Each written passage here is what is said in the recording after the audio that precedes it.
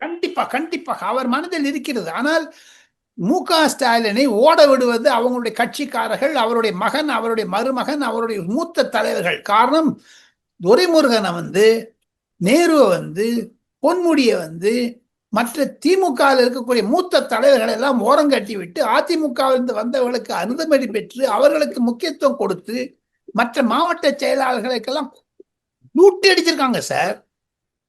ஒவ்வொரு எம்எல்ஏ எம்பிக்கெல்லாம் 1000 கோடி, 2000 கோடி, 3000 கோடி பொதுமக்கள் பார்த்துட்டு இருக்காங்கல்ல, அந்த கிராமத்தில் இருக்கவங்க பார்க்கறாங்கல்ல.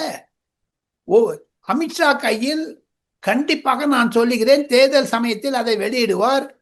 130 140 திமுக தலைவர்கள் மீது அயல்நாட்டில் இருக்கக்கூடிய சொத்து பட்டியல் இது நம்ம அமித்ஷாவிடம் இருக்கிறது, உளவுத்துறை மூலமாக வந்தது. இது பாதி எம்எல்ஏ இருக்காங்க.